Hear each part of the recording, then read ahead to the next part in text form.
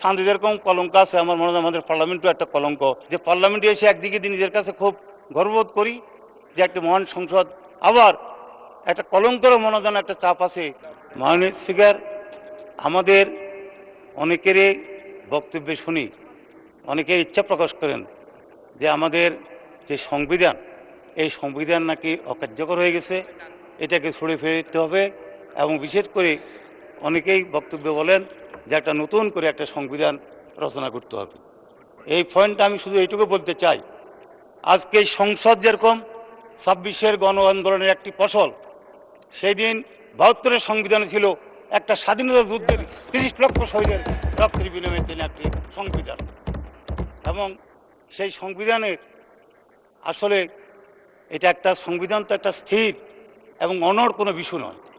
এটা হলো একটা জাতির একটা জীবন, একটা দেশ কীভাবে পরিচালনা করবে তার নির্দেশনা, এবং সাথে সাথে এই সংবিধান পরিবর্তনশীল এবং সময়ের পরিপ্রেক্ষিতে এটাকে অবশ্যই পরিবর্তন করা যায়। কিন্তু পরিবর্তনশীল এটা ঠিক, কিন্তু পরিত্যাজ্য নয়। আজকে যারা সংবিধানকে পরিত্যাজ্য করতে চায়, আমি মনে করি প্রকারান্তরে চেতনা অবচেতনে আমরা আমাদের স্বাধীনতা যুদ্ধের সাথে কেন যেন আমরা একটা দ্বিমত পোষণ করতে চাই, আমরা আমাদের এই ঐতিহ্যকে, আমাদের অর্জনকে আমরা যেন কেন ম্লান করতে চাই। আমি অনুরোধ করব, আমরা অনেক অর্জন করেছি, সেই স্বাধীনতার যুদ্ধ থেকে শুরু করে 91-90 স্বৈরাচার বিরোধী আন্দোলন, সে আজকের এই 26 আগস্টের আমাদের এই যে অগস্টে বিপ্লব, আমাদের যে গণ অভ্যুত্থানের, জুলাই গণ অভ্যুত্থানের, এগুলো আমাদের কিন্তু সাফল্য।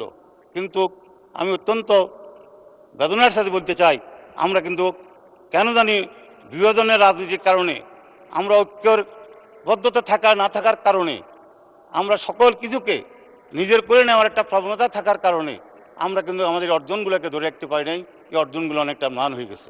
যেমনিভাবে আমরা 71-এ আপনি নিজেও একজন রণাঙ্গনে যোদ্ধা ছিলেন, যুদ্ধ করে দেশ স্বাধীন করেছেন, কত আশা, কত ভরসা, মানুষের কত প্রত্যাশা, একটা স্বাধীন দেশে তার অনেক কিছু চাওয়ার আছে, কিন্তু আমরা দেখলাম অল্প দিনের মধ্যে সে আশা ভরসা সব ফিকে হয়ে গেল, এবং এই দেশে যে গণতন্ত্রের জন্য লড়াই করতে করতে, যে ভাষার জন্য লড়াই করতে করতে শেষ পর্যন্ত স্বাধীনতা যুদ্ধ করেছি, আমরা সেই গণতন্ত্রকে হত্যা করে আমরা একদলীয় শাসন ব্যবস্থা প্রবর্তন করেছি।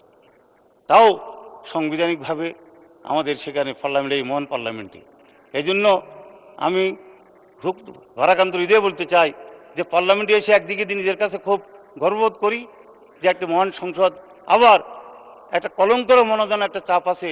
সান্দে যেরকম কলঙ্ক আছে, আমার মনে হয় আমাদের পার্লামেন্টও একটা কলঙ্ক। সে বড় কলঙ্ক হলো আমরা এই মহান পার্লামেন্টে 2/3 সংখ্যাগরিষ্ঠতা জোরে আমরা গণতন্ত্রকে হত্যা করে একদলীয় শাসন ব্যবস্থা প্রবর্তন করেছি।